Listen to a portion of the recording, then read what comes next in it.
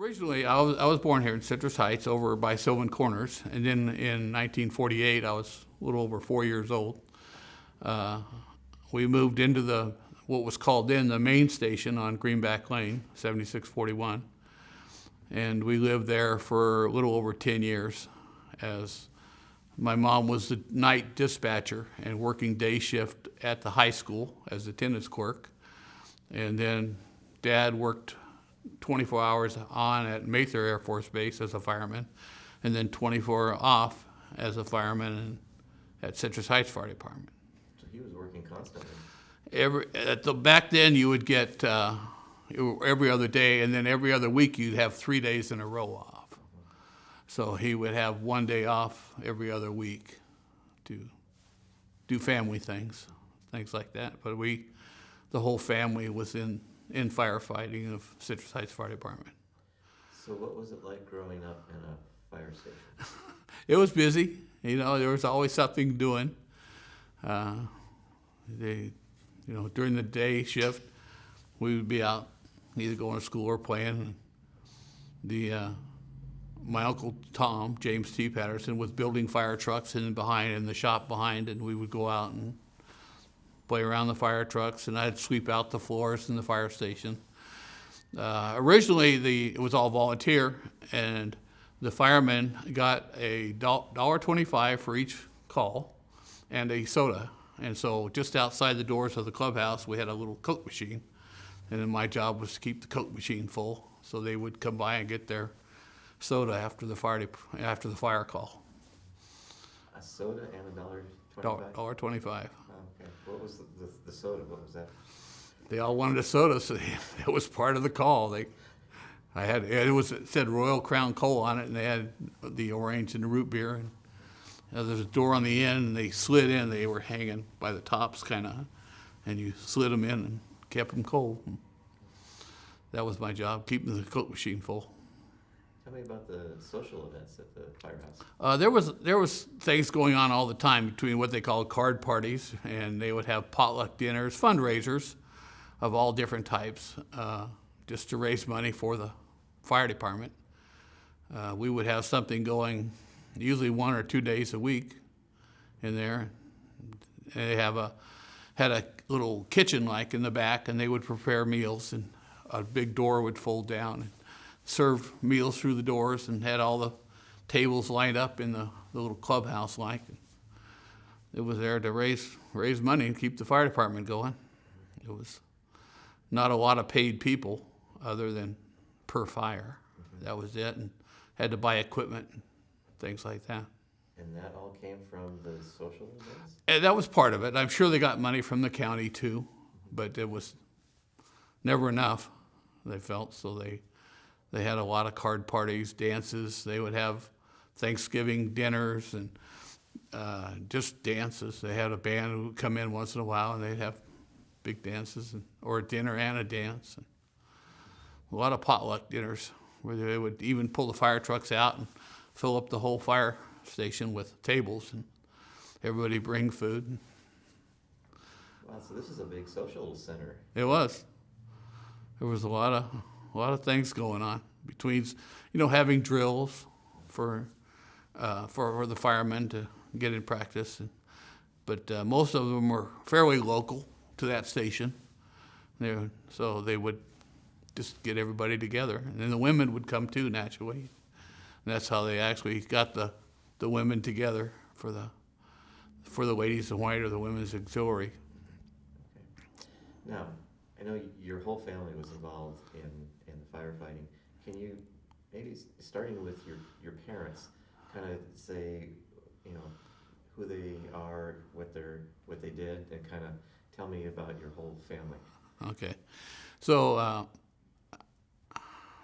the family all moved out from Oklahoma during the Dust Bowl.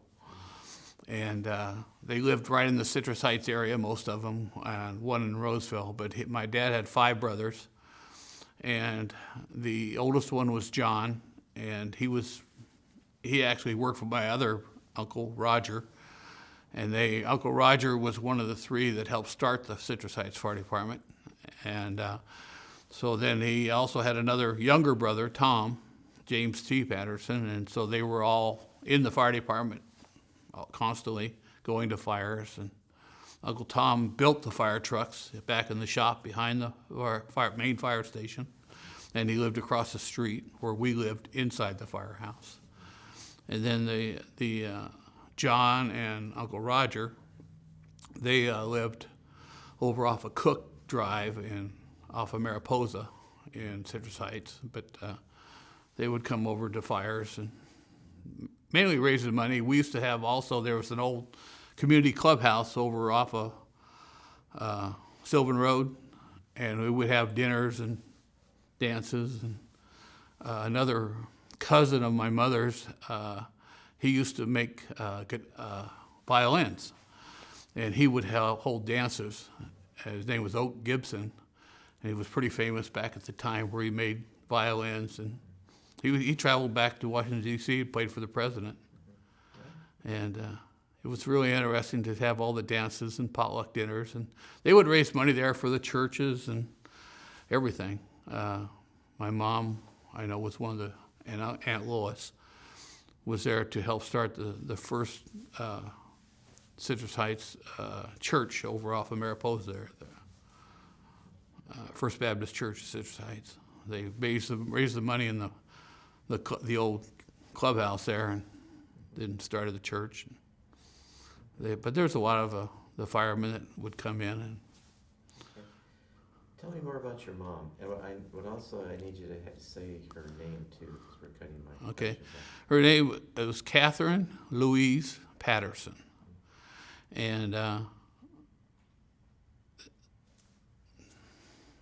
she, like I say, she was the night, we moved into the firehouse in April of 1948. And then her job was to be the dispatcher, both originally in the daytime and nighttime. And then in 1956, I believe it was, she went to work for the high school as a tennis clerk. So then they had a day shift dispatcher, and then she was the night shift dispatcher because she lived there. And but she also at the same time went through all the training for the ladies in white, and whenever, mainly during the daytime that she was there, that she would then go on the calls because she couldn't leave the dispatch at nighttime. So unless somebody else was there to be a dispatcher, she had to stay there. But she would go during the day and call all the people to come in and arrange things, you know.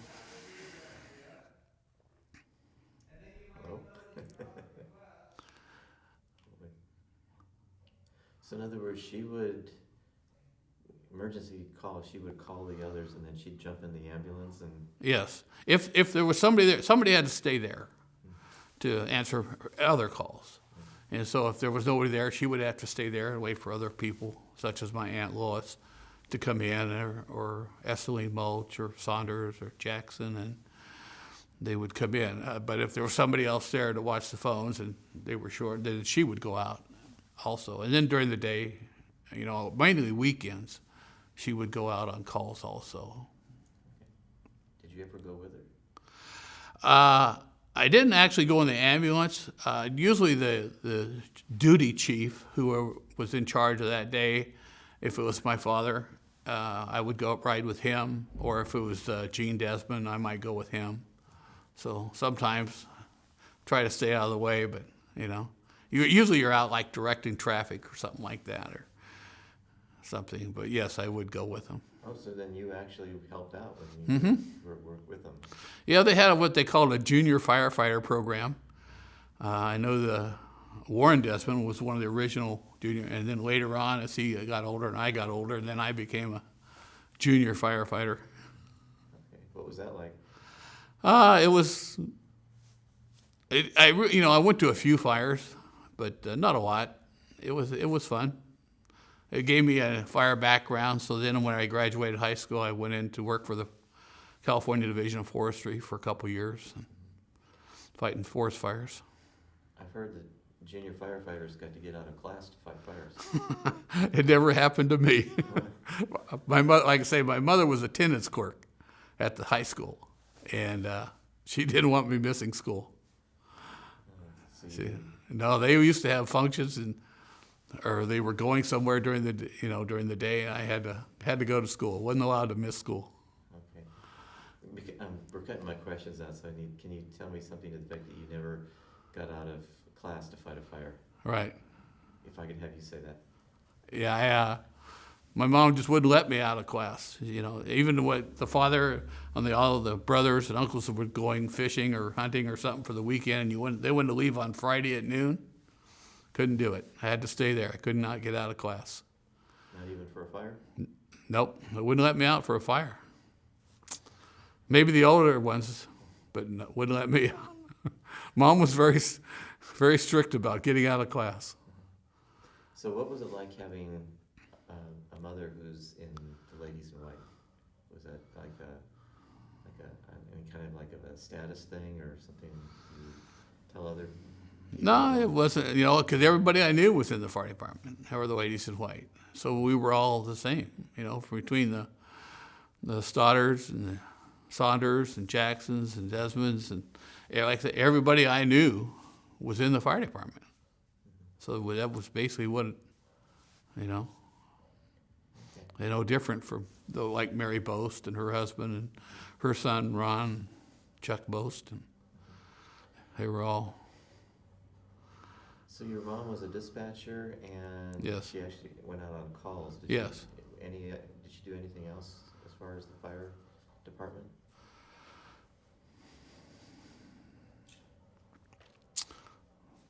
Just, mainly just, we would organize things for fundraisers. Okay.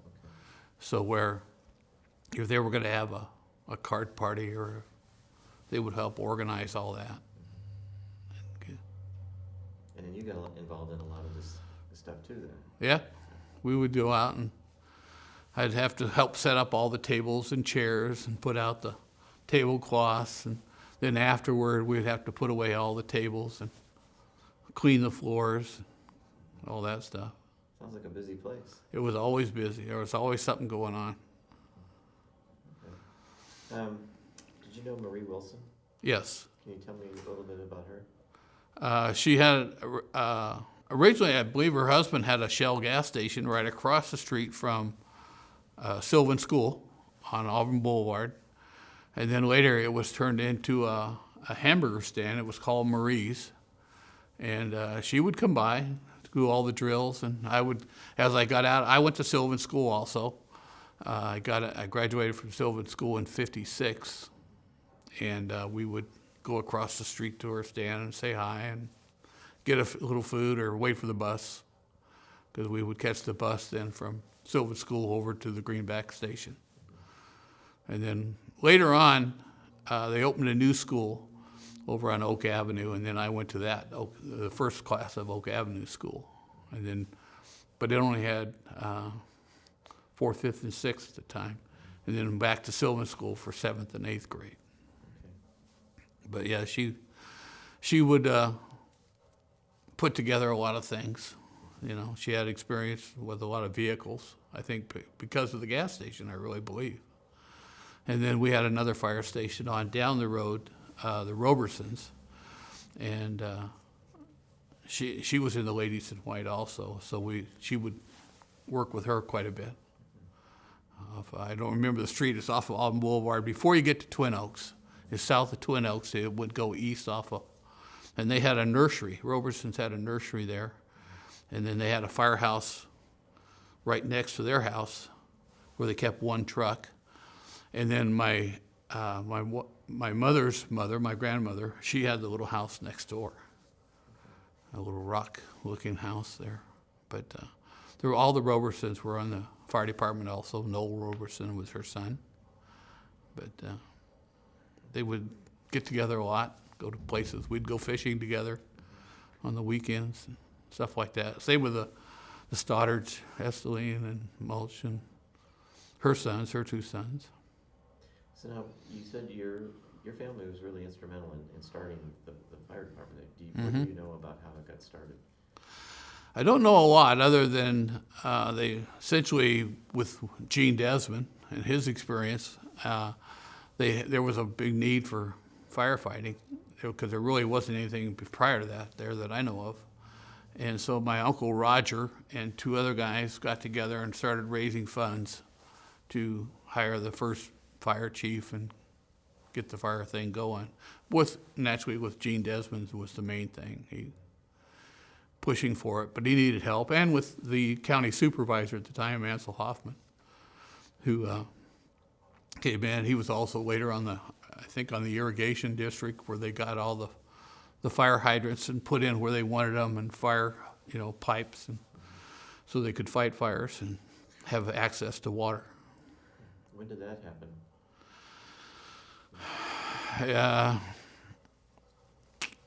I believe in the middle 50s, right in that area, because I know we moved into our street across from the firehouse there in 56, I believe it was, 56, 57. And he was on the water district board at the time as county supervisor. We would go to him. He would come by the firehouse a lot. They'd have the parties, and he would come by. They had the commissioners meeting would a lot of times be in the clubhouse also. So he would come by with his little, I don't know if you've seen Ansel Hoffman, who wasn't a very big guy, but he had a big cigar, and he was quite well known for the area. He was the manager, I guess, for Max Bear, and I guess Max lived in the little apartment next to his house. But he was pretty well known. He was a friendly guy, very nice.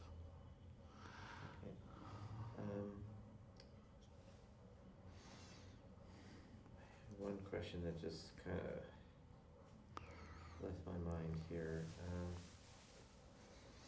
Tell me about the incident of the Roseville bombs. Yes. So the fire department, my father was mainly in charge of building new stations and doing inspections of the area of different businesses and fire stations. And so they had originally had a station at Antelope, and it was Walt Crowder's house. He had a little station next to his house on the little S-curve there on Antelope, and they had decided to build a new station on further north, kind of along the tracks and along I believe it's Roseville Road. And they had just completed the fire station that day. And my father went over to do the final inspection that morning.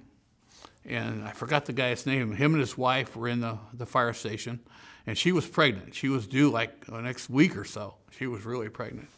And so they had a call come in that there was a hot box on one of the trains. And the only way to get down those big sets of tracks was to go back to Antelope Crossing and then come down the tracks, walk down them. So that's what they were doing. Him and my father and the captain had gone back to the crossing and were walking down the tracks alongside the train when the first bomb went off. And they were knocked to the ground. It was bad. So anyway, they went back to the crossing, but there was nothing they could do to get it stopped. And they went back to the firehouse and got his wife out. But by the time the bombs really got going, it had destroyed the new firehouse. And from our house off of Greenback Lane, we're on a hill, and you could look out. I sat on the front porch and watched the bombs going off. It seemed like forever it was going off, but did a lot of damage. But like the Crowder's house, it was an old 2-story house, and it had lifted the grand piano that was in the front room, and they had stuff underneath the legs of the piano where it lifted the thing off, and it destroyed the house. It just destroyed it.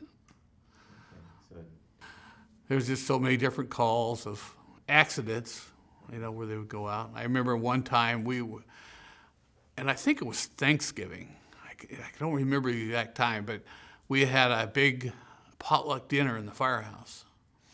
And we had moved all the trucks outside and had the tables all set up. And it was right in the middle of dinner. And there had been a car coming south on Mariposa where you go through the S-curves. And this girl had fallen out of the car and was really hurt. She was unconscious. the guy had picked her up and put her back in the car and brought her over to the firehouse. And this is why, I really remember this one, because we were in the middle of eating Thanksgiving dinner, and he lifted her out of the car and set her on the asphalt right in front of the firehouse. And they all come running out, and she actually went into convulsions while we were there. And so all the ladies that were there that were in the Ladies in White came out and gave her first aid and got her in an ambulance, because there really wasn't any other ambulances around, and took her. Most of the people went to the Roseville Hospital. But I remember that one because of right in the middle of Thanksgiving dinner. But there was a lot of car wrecks and motorcycle accidents and things like that they would go to and give first aid. And a lot of times they did transport, because there wasn't anything else or anybody else to do the transport. But it was a lot of it was, stopping the bleeding, maintaining an airway, putting the resuscitator on them, and keeping them from going into shock. And they weren't medical doctors in any way, but they did stabilize them. Gene Desmond lived in the fire station, the highway, what we call the highway station, and with his wife and his son. And then he would drive around the area, and he would come down to our station almost every day. So if it's the day after when there wasn't school or something, we would go do things, maybe do a fire inspection, or even on a call. We would ride together, and I could always remember him driving, because he would lay across the steering wheel like this, and the steering wheel would be up here, and he'd be like this here, and I'd be watching him. But we would go on calls together. He was, like I say, my father was gone a lot. He was on 24-hour shift maybe at Mather, so he would come down, and we'd be together different times. Okay. But so when you went on a call with him, what would he have you do? I try to stay back out of the way. Sometimes, if you needed help, you might grab a hose or something like that. But usually the firemen, there would be 2 or 3 guys on a truck, and they would in the fire, and maybe I'd just listen to the radio for them or something like that, because they didn't have radios they could take out with them. The radio would be in the car, permanently mounted, so you would stay back and listen for the radio, things like that. Basically, you got to watch what was going on. Watch what was going on. Make sure there was, no traffic a lot of times there'd be traffic accidents, and you would want to divert people around it, and so somebody would go back, and you wouldn't want to take away the firemen or the Ladies in White from doing their job, so I would go back and guide traffic. Okay. What other memories do you have of Ladies in White? Anything in particular? Specific calls? There was a lot of calls, but it's hard to remember them all. It's been so long ago. But they would go to all the different competitions. I remember going to competitions with them where they would have competition against other ladies. I remember one that they went to Columbus, Ohio, and competed out at, and I believe they came in second place to the Canadian national team, whatever. I know it was from Canada. They got second place from the ladies group. But there was a lot of different ladies that would go through all the different training and come by, talk. How did they do in the competitions? They got second place to the Canadian team. Okay. But there was competitions from all over U.S. The teams, the different teams would come in from. There was a lot of teams from back in New York and New Jersey and on the East Coast, where they had a lot of the older fire departments, where a lot of originally the men were off to war, so the ladies took their place, and they got some experience that way. And so then, as the men came back from the war, then they would moved in. They were the first, essentially like nurses, gave first aid, where the firemen mostly didn't do that until later on, where they developed the paramedics, stuff like that. So what was it like for you, being the son of a firefighter, mother and father, and living at a fire station? It's just there's somebody always there, to watch. We did have a little fire one time in the firehouse, and it was in my bedroom where I had a candle going, and I had curtains over the window, and they caught on fire, and we had to go get the hose and put the fire out in my bedroom.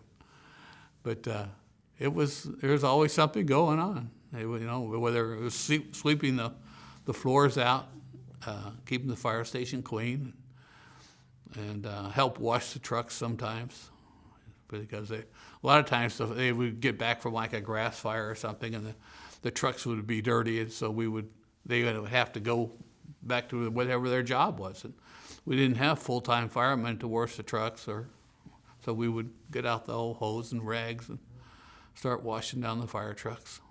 Okay, so yeah, I didn't think of that. Once the fire is over, their job is done. Yes, And you took over.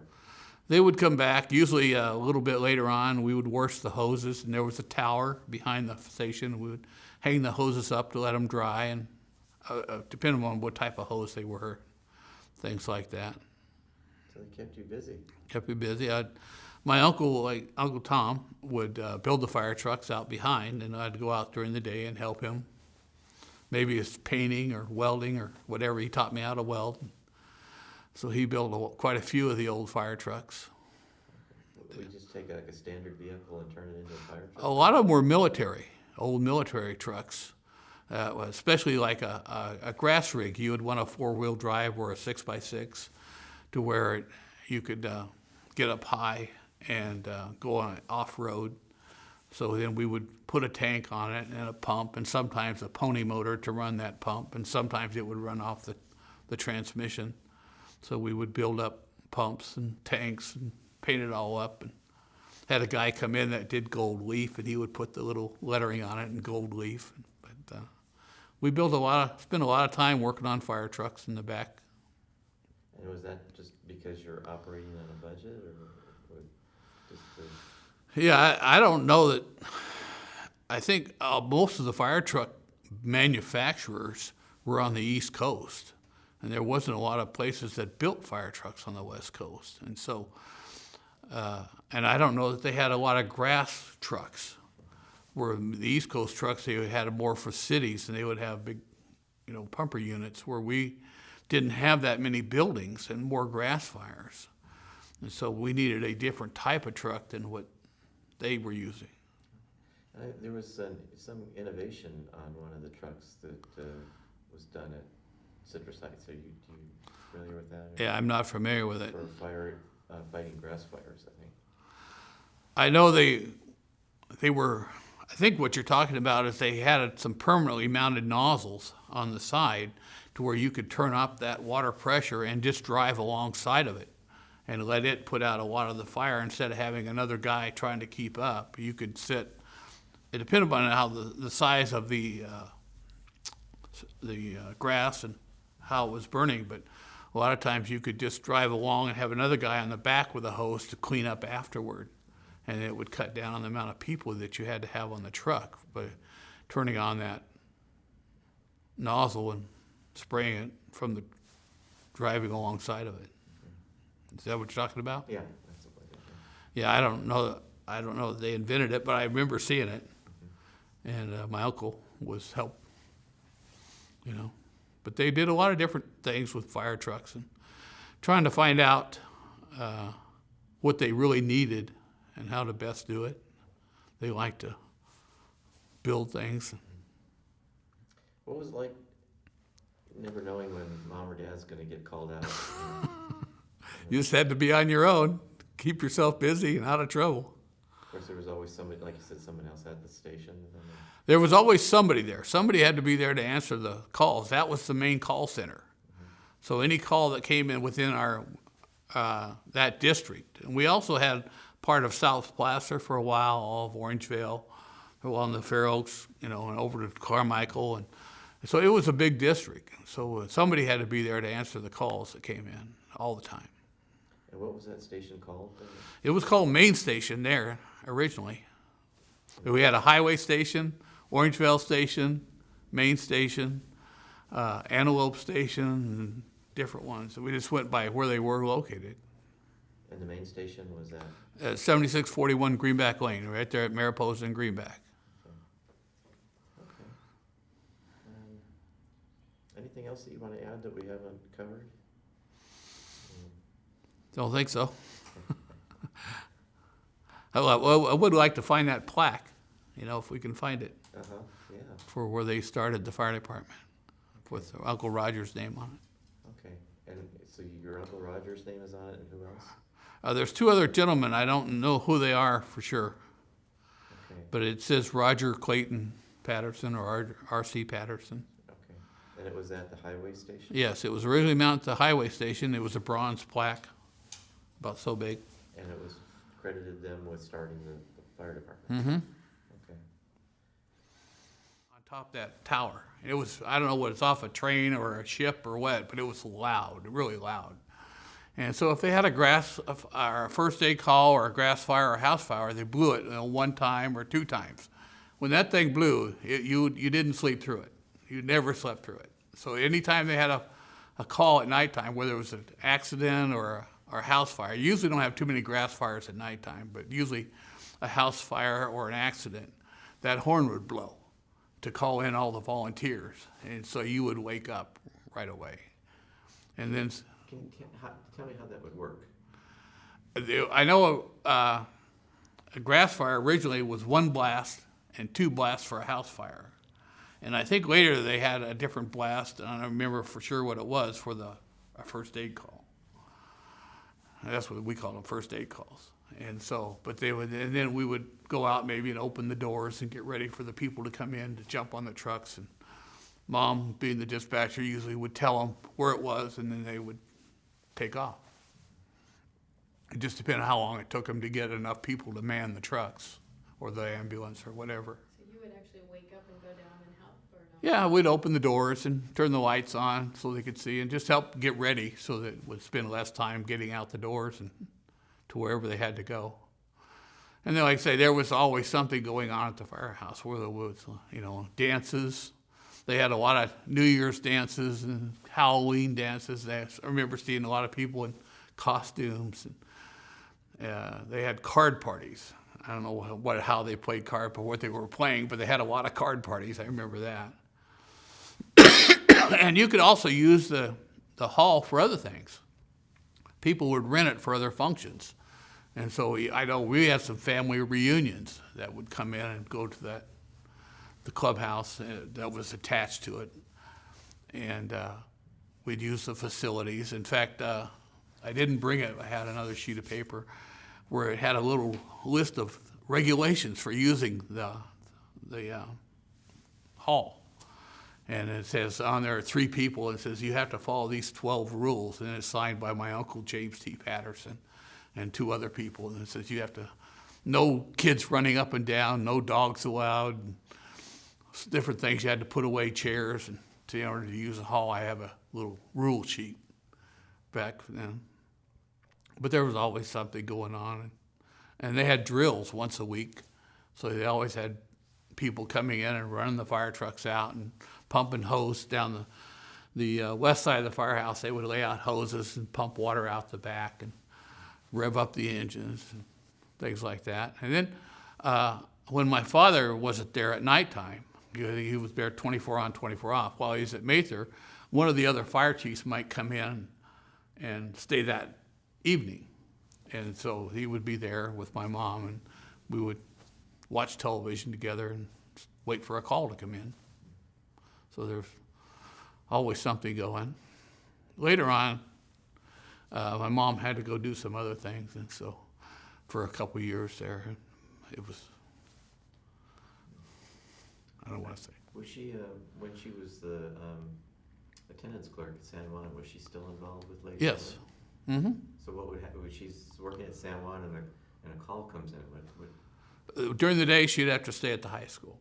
But so she was essentially working as the night dispatcher. So she would work that night as dispatcher. Anyway. So what was your favorite part about living in the fire station? Just meeting all the different people, having fun. A lot of times they'd bring their kids over too, and we'd all play together. I remember the Roger Patterson's son, he had 9 kids, and one of them was my age. His name was Ray, and we'd go out and we'd sweep out the firehouse and I remember one time we were fighting over a broom, and you know, the big wide brooms? I swung it and broke his tooth out with the broom, fighting over the dumb broom to sleep out the firehouse. But, You know, a lot of kids, they get a thrill out of just ringing the siren on the engine. Mhm. You got to live there oh yeah, all day, do everything. yeah. It was a lot of different things. I remember we used to, as I got older, I'd drive one of the old trucks around the yard or something, you know.